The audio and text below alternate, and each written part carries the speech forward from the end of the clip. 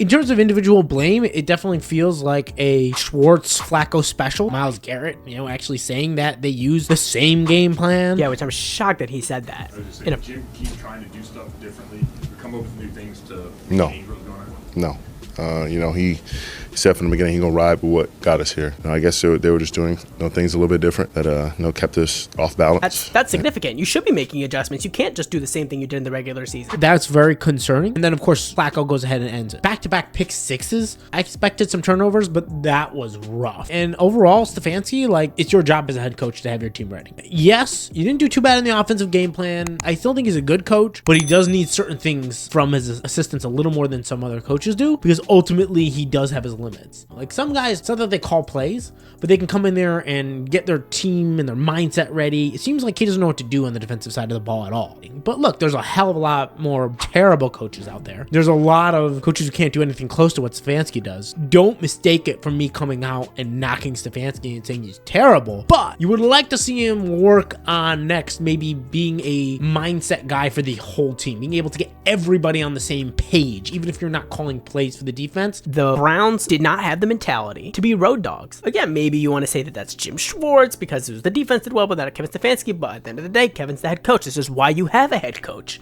That's like the whole point, is to bring everyone under the umbrella of a great mind. The problem is they you can can't be perform. gifted all the talent in the world. At a certain point, you got to make up the difference. The problem is that they perform. They're really, really That's my talented. point. They're really They're good. talented, And they perform in all ways except when they're on the road. And you really want to lean into what Myles Garrett said about not having a different game plan, because it did not feel like there was a focus on Nico Collins. He put up over 1,200 yards this year. Maybe focus on him. Yeah, Nico got open way too much. Right, so you want Emerson to jam him at the line because he's big and physical. And then you can double team him. And then this way you keep him out of the game and you say, hey, look, consistently make plays to a guy not named Nico Collins. And you thought, let him go into a zone defense? I mean, come on. I mean, if you got to point your finger at somebody, who are you pointing it at? The most Schwartz. I agree. Because even Flacco, as much as he deserves blame, it really got bad in the second half, and he definitely was trying to play hero ball to make up for what the defense was giving up in the first half. And the defense was supposed to be the strength of this team. The defense is the one loaded with the talent, and an inexcusable game plan ultimately lays it at the hand of Jim Schwartz. When it comes to finger pointing and all that kind of stuff, a lot of it comes down to expectations.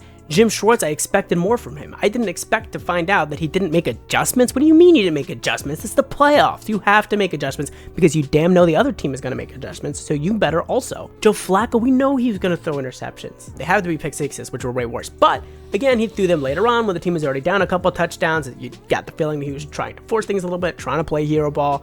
And it's very likely that even if he didn't throw those pick sixes, the outcome would have been exactly the same. Maybe not such a big, gap. Discrepancy. Discrepancy in the final score, but they probably would have lost that game anyways. They didn't look like they were able to keep up. And the offense, well, they got a couple drives together, but they can't do it every single drive. I point the finger at Jim Schwartz for that one. I think Kevin Stefanski, while I'm not pointing the finger at him, I think he needs to go home and really think. And like a secondary finger, so to speak, at Joe Flacco, because look, at the end of the day, those pick sixes killed it. You were saying to me earlier, before we started shooting, what did you say? The defense. So Schwartz started it, Flacco finished it. Yeah, Schwartz started it, Flacco finished it, exactly.